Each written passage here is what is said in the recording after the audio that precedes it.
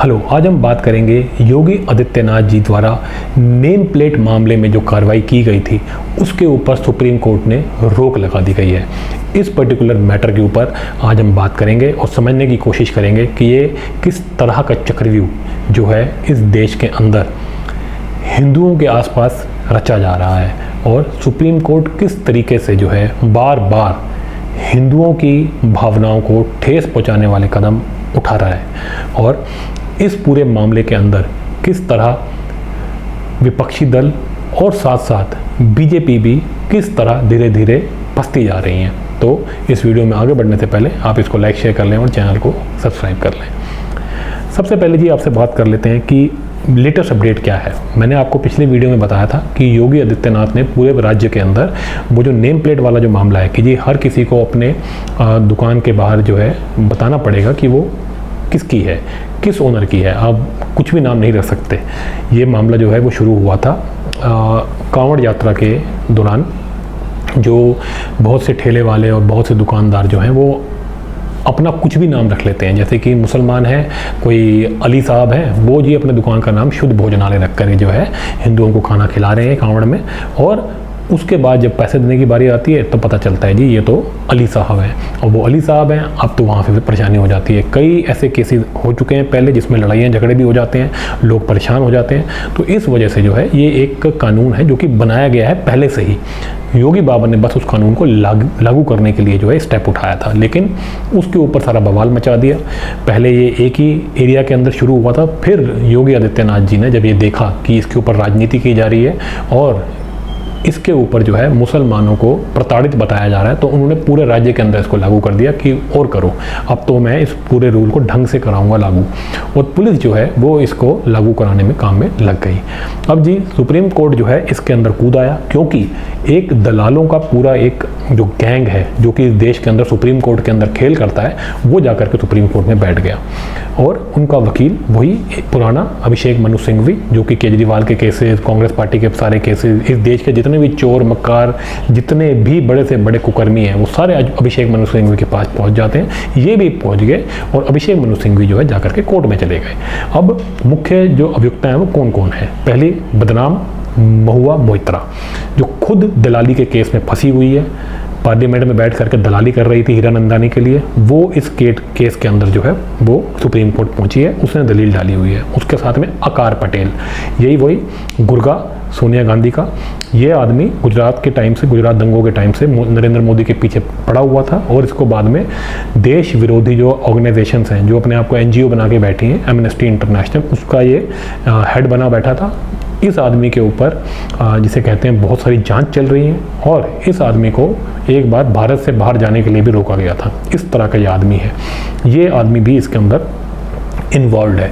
उसके अलावा जो दिल्ली दंगे के अंदर जो एक आदमी इन्वॉल्व है, मैं उसका नाम अभी याद नहीं कर पा रहा हूँ, वो आदमी भी इसके अंदर एक जिसे कहते हैं अभियुक्ता है, वो भी इसके अंदर जो है पिटीशन उसने भी डाली हुई है। और इनको जो है जा करके पुश कर रहा है कौन, अभिषेक मनु सिंघवी। अब इससे ही पता चलता है कि ये लोग सारे पीछे से कहीं ना कहीं कनेक्टेड है। जब भी कोई ऐसा हिंदू नरेटिव सामने आता है या हिंदुओं को लेकर के कोई ऐसा मामला सामने आता है तो ये सारे मिल जाते हैं और मिल करके जो है कोर्ट के अंदर खेल खेलते हैं। अब कोर्ट्स के अंदर क्या खेल चलता है ये मैं आपको आगे बताऊंगा। अब जी ये लोग तो पहुंच गए, सारे बदनाम, सारे के सारे ऐसे लोग जो कि कभी भी अरेस्ट हो सकते हैं, जिनके खुद के केसेस कोर्ट में चल रहे हैं, ये कोर्ट में पहुंच गए अभिषेक मनु सिंघवी के बदौलत। और वहां जाकर के इस मामले में कह दिया जी कि ये तो बहुत गलत हो रहा है, इसके ऊपर सुनवाई की जाए।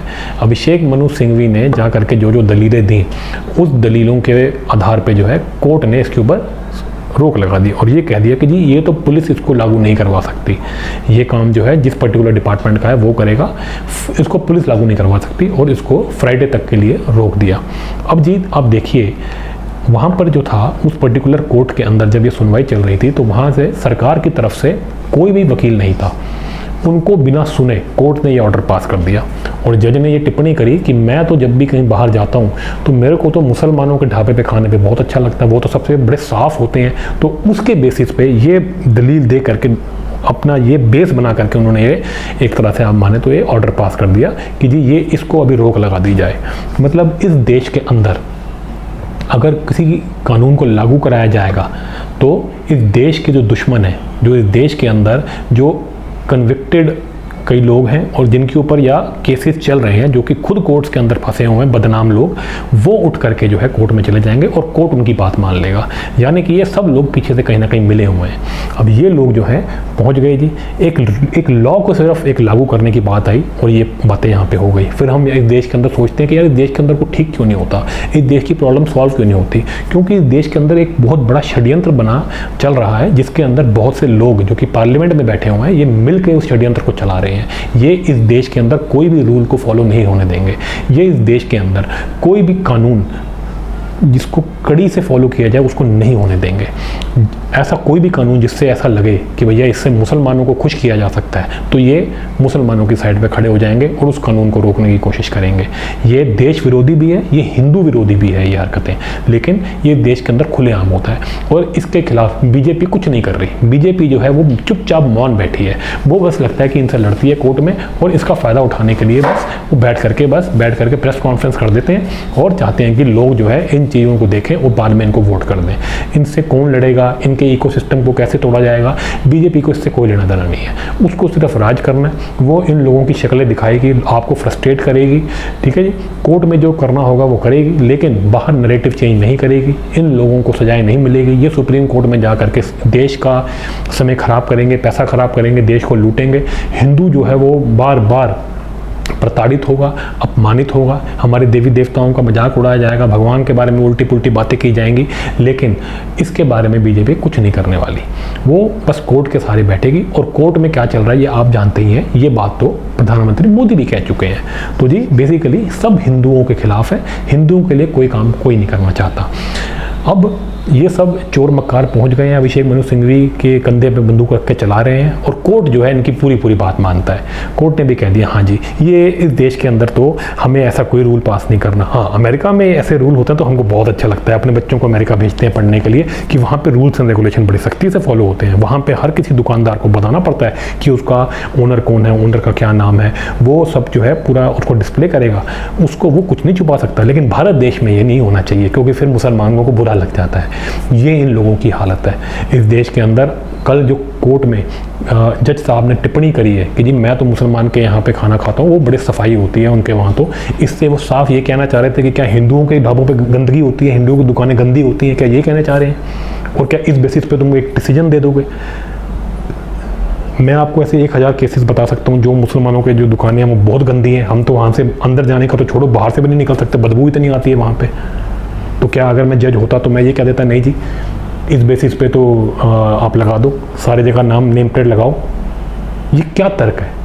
मतलब कोर्ट जो है वो इन लोगों की बात मानने के लिए कुछ भी बिना सर पैर की बात कर देगी, किसी का भी तिरस्कार कर देगी। हिंदुओं की कोई सुनने वाला ही नहीं है, हर कोई बेइज्जती कर रहा है हिंदुओं की। कोर्ट भी बेइज्जती कर रही है हमारी।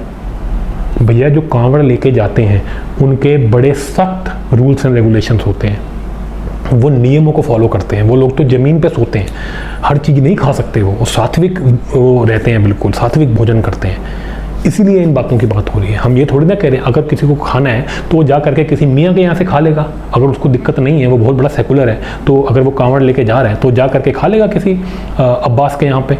लेकिन जो सात्विक है वो तो देखना चाहेगा ना कि मैं कहाँ खा रहा हूँ, मैं शुद्ध जगह पे खाना खा रहा हूँ, क्या ये मुझे खाना खिला सकता है या नहीं खिला सकता? क्या पता आगे से इसने लिखा हो वैष्णो भोजनालय, मैं जा करके भोजन कर रहा हूँ, पीछे बैठ करके वो बाथरूम के अंदर जो है बिरयानी बना रहा हूँ या उसमें पेशाब कर रहा हूँ, क्योंकि ऐसी वीडियोज़ आती हैं इन लोगों की। तो भैया इस देश के अंदर ये एक लॉ है, ये रेगुलेशन है, ये रूल है कि हर किसी को अपने दुकान के बाहर सच बोलना पड़ेगा कि वो किसकी दुकान है। ये नहीं है कि आप पेटीएम करने जाओगे तब आपको पता चलेगा ये किसी मियाँ भाई की दुकान है, ये नहीं चलेगा अब।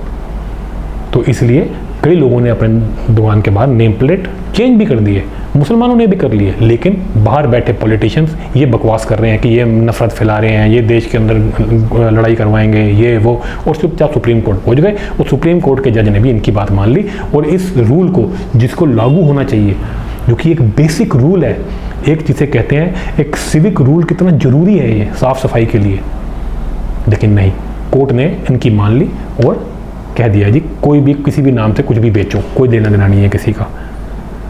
ये जी इस देश के कोर्ट के अंदर चल रहा है। अब आप मुझे बताइए क्या हिंदुओं को ये ट्रीटमेंट मिलेगा? बीजेपी को 10 साल हो गए हैं, शर्म आनी चाहिए। आज भी हम उसी सिस्टम के गुलाम हैं जिससे 10 साल पहले थे। क्या किया है मोदी साहब ने इस सिस्टम को चेंज करने के लिए? क्यों सुप्रीम कोर्ट के अंदर ये आज भी इस तरह की अजीबोगरीब बातें होती हैं, अजीबोगरीब फैसले आ जाते हैं और कोई कुछ नहीं कहता? सुप्रीम कोर्ट के ऊपर तो कोई लगाम ही नहीं है। जुडिशियल रिफॉर्म्स क्यों नहीं आते हैं? रोज़ जजेस के खिलाफ बातें जो हैं वो पता चलती हैं, अखबारों के अंदर आता है, कभी किस केस में फंस गए, कभी रंगे हाथों पकड़े गए। दुनिया भर के कांड ये लोग कर रहे हैं, लेकिन ये अपने हिसाब से चलते हैं। ऐसा लगता है कोर्ट जो है एक अलग से इंडिपेंडेंट इंस्टीट्यूशन है इस देश के अंदर, जिसको कोई कुछ नहीं कर सकता, जो अपना काम खुद करेगा। खुद ही जो है अपने चूज़ कर लेते हैं ये लोग, अपनी खुद की जो है नेपोटिज्म चला रहे हैं। दादा बाप बेटा सब जो है बैठ करके कोर्ट के अंदर ऐश कर रहे हैं, ऐसा लगता है अब तो। और सब हिंदुओं को जो है गाली निकालने में जो है लगे हुए हैं। उनको जो है ये बुला लेते हैं कोर्ट के अंदर, एंटरटेन करते हैं, और हिंदुओं की कोई सुनने वाला ही नहीं है इस देश के अंदर। बीजेपी में लगता है हाथ खड़े कर दिए, वो भी कहते हैं भैया देख लो अपना अपना, हिंदू अपने आप देखेगा, हमें तो बस वोट चाहिए तुम्हारा। ऐसे चलेगा देश? क्या ऐसे बचेगा ये देश? पहले ही देश को गद्दारी करके तोड़ दिया, 2 हिस्सों में कर दिया, अब इस देश के अंदर दोबारा तोड़ने की बातें चल रही हैं। हर जगह जो है आपको पता ही है क्या चल रहा है, डेमोग्राफी किस तरह चेंज की जा रही है। कोर्ट को इससे कोई लेना देना नहीं है। आम आदमी कितना परेशान है, उसको कितना न्याय चाहिए नहीं चाहिए, कोई लेना देना नहीं है। लेकिन नेताओं की पिटीशन, अभिषेक मनु सिंघवी की पिटीशन, कपिल सिब्बल की पिटीशन, ये 1 मिनट में एक्सेप्ट कर लेते हैं। केजरीवाल साहब की पिटीशन 1 मिनट में एक्सेप्ट कर लेते हैं। हेमंत सोरेन की पिटीशन एक बार में एक्सेप्ट कर लेते हैं। जल्दी इतनी होती है इनको। तो ये अलग इंस्टीट्यूशन बना हुआ है, ये अलग ही अपना भी चल रहा है, इंडिपेंडेंट है। इसको डेमोक्रेसी से, देश के लोगों से, हिंदुओं से कोई लेना देना नहीं है। ये मान चुके हैं कि ये देश जो है ये हिंदुओं का नहीं है, और इसको सेकुलरिज्म के नाम पे लूटो खसूटो काटो पीटो, और ये इसी में लगे हैं सब।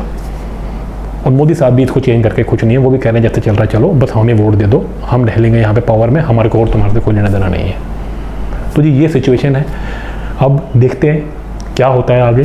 कोर्ट में तो जज साहब ने वेट भी नहीं करी कि सामने सरकार को भी टाइम दिया जाए, उनके भी दलीलें सुन ली जाएँ, तभी अपना जो है फैसला दें। उन्होंने तो पहले ही सुना दिया, क्योंकि उनको अच्छा लगता है किसी मुसलमान के होटल में खाना, तो उन्होंने फैसला दे दिया।